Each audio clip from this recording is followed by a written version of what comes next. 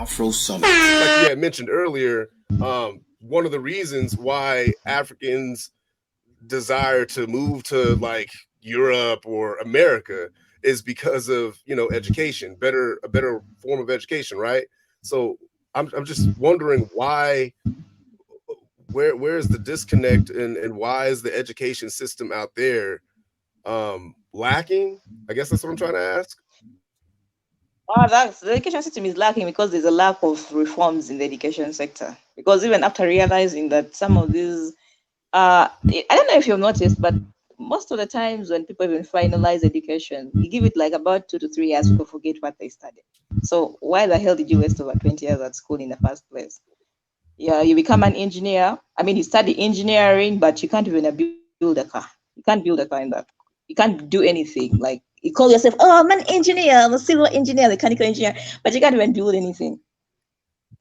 It just has to do. People are just not. It's something to do with this organization, or people not really caring, especially those who are maybe like in the ministries. All they care about is probably making money. There are those who are actually really trying so much, like you know, of a school in Kenya that is promoting Afrocentric curriculum. It is something that is going on, but I would say it is something that is way more slow than fast. You get? Because it's like a lot of when people benefit from people being miseducated. You do realize when people are miseducated, you can easily control them. That's true. That's true. Exactly.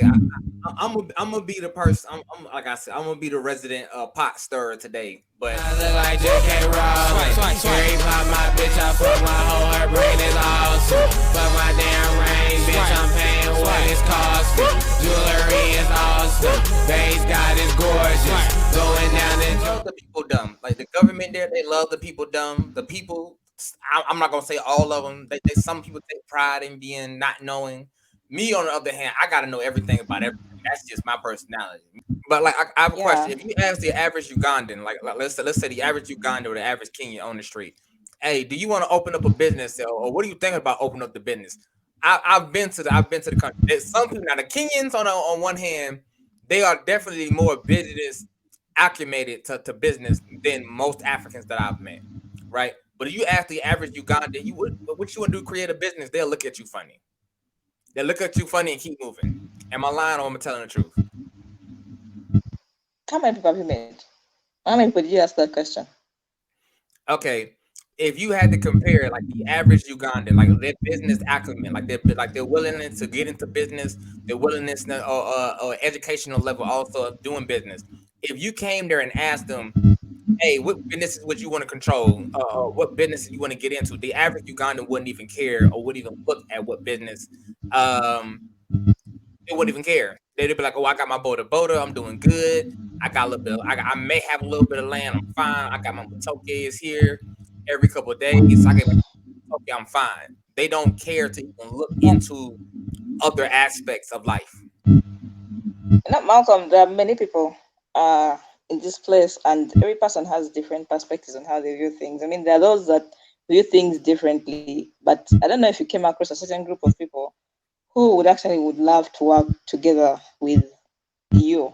That's why I'm asking, how many people did you encounter who wanted to do business with you? A person you go and you be like, hey, I want to set up a hardware shop. I mean, if you came up to me and you told me, hey, I want to set up a hardware shop right now in this particular region. I mean, this particular location. And I would think about it and I'd be like, but wait, there are very many hardware shops. You've been to Uganda, you've seen how many hardware shops are in Uganda. Like, there are very many in every particular place. Why would you want to again set it up over here? And yet there are very many. Can't you like come up with a much better idea other than that? You see, people coming all the way from America saying, I want to come to Africa and I set up an agriculture sector. 76% of Ugandans depend on agriculture. You get, and you as a foreigner, you're coming to Africa and you still want to depend on agriculture. There are other sectors you can focus on. There is service industry, there is the manufacturing industry. Agriculture, people depend on agriculture so much, and a lot of them do. And people are kind of like trying to focus more on value addition of some of these agriculture products, especially the coffee. I don't know if you've seen the Indiro coffee. Yeah, I've seen it. Among others. Can I add? All right, go ahead, Benjamin. I think the biggest issue that when it comes to starting businesses in certain areas in Africa have to do with economics, right? It's easy to start up a business, but the next question is who are you going to sell to? You know, everybody doesn't have money out of thin air.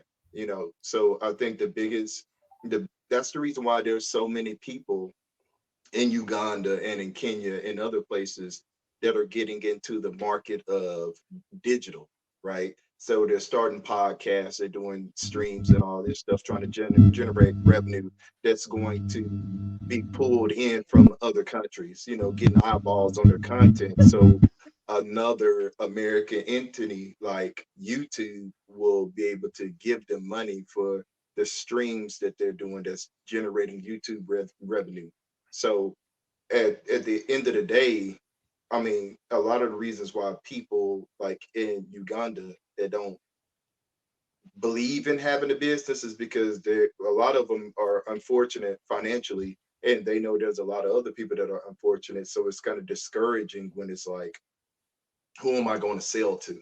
And a lot of people don't see a bigger vision of selling outside of their city, let alone their country.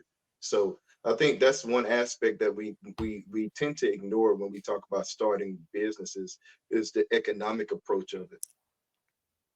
Okay, But when you look at it, usual business, most people worldwide are not inclined to start business. Like majority people either wants to run a small business as a solo entrepreneur or wants to be an employee.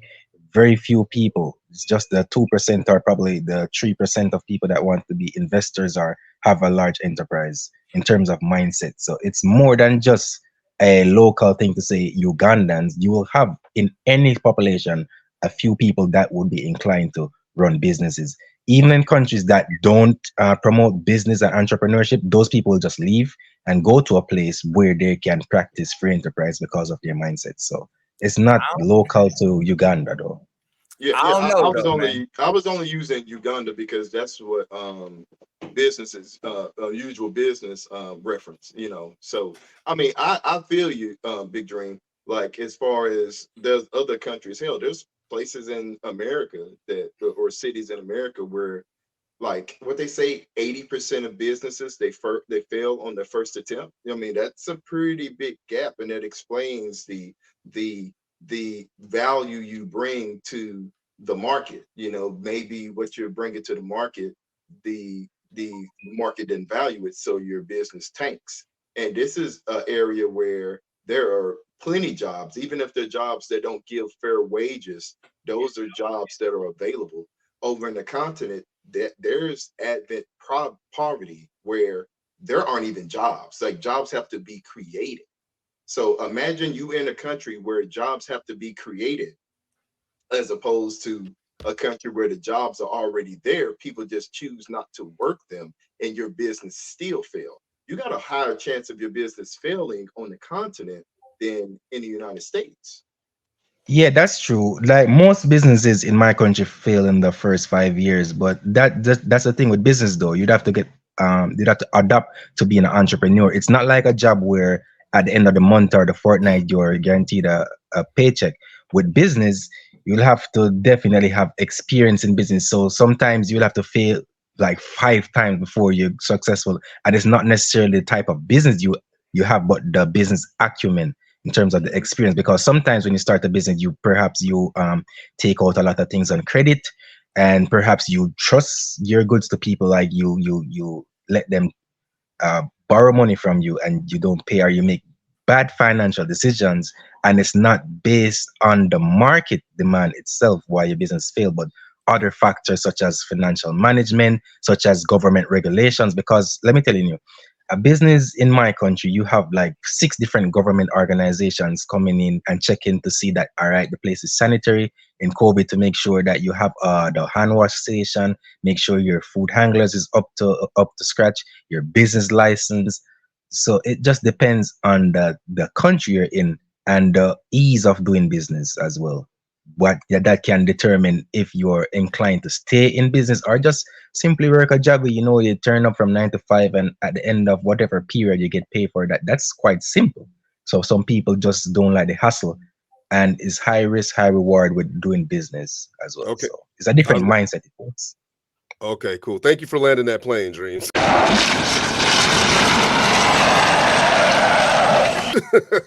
All right, so we have Sheila and Anna on the panel. So let's get their take on the question at hand. Sheila, can you hear me? Sure, can hear you guys. Okay, cool. So Following up. what's your take on the topic of discussion? Do Africans have a desire to move to Western countries? Why or why not? Yeah, before it wasn't like that, but when it comes to now, especially this generation of ours, and let me give example of Ugandans here, especially Ugandans. I have moved in other countries, of course, and I've seen young generation in Africa how things are.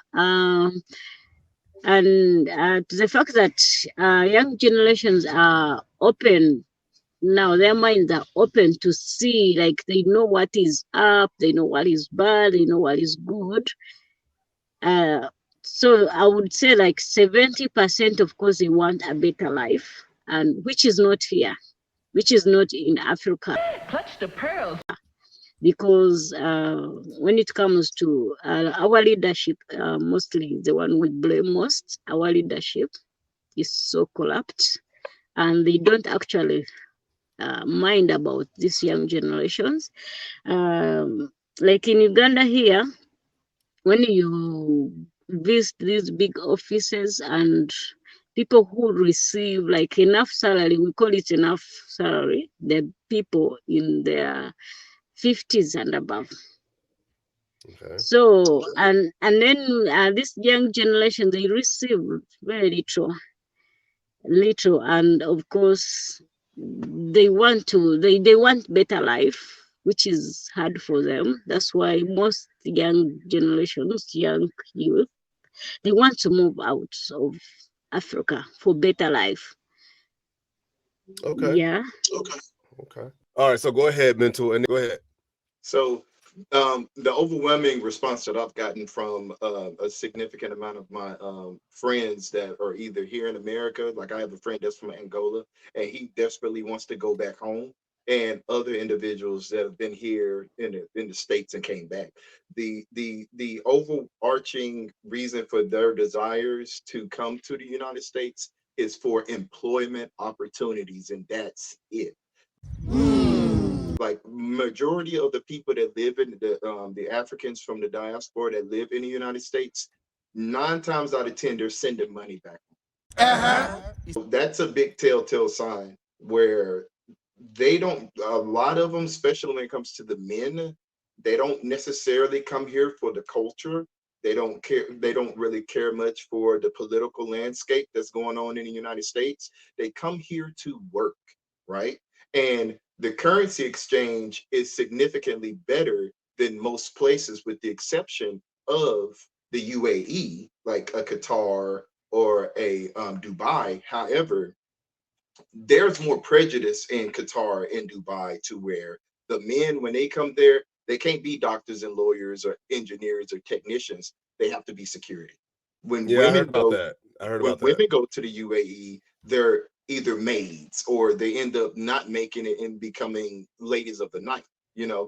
So in America, you have a greater chance of finding a profession. You like the most academically achieving population from the African continent that's in the America are the Nigerians. They are most of our black lawyers. They are most of our black doctors. I'll say this: the reason why I'm in this soup today is because I went to a Latter-day Saints service, right?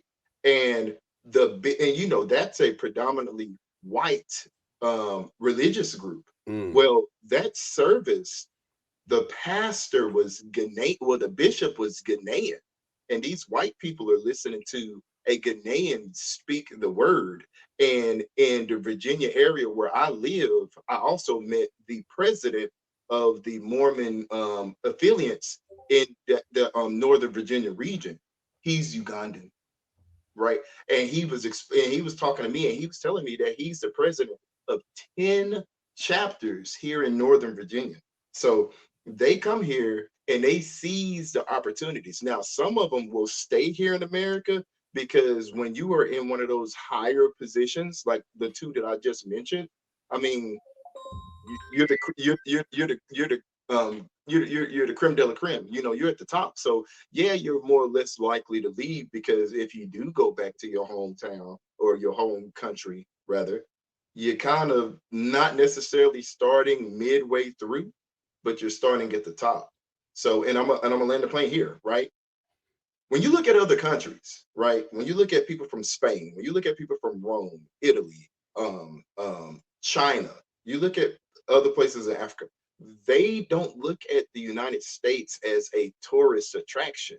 They will skip the United States and go to Cancun. They will skip the United States and go to Brazil or Colombia or Puerto Rico. So that says a lot about the desires, not just people from Africa, but people all over the globe and their desires to come here other than to work. That's all I got. Awesome. Awesome. Thank you, Mental. Appreciate that. Anna, can you hear me?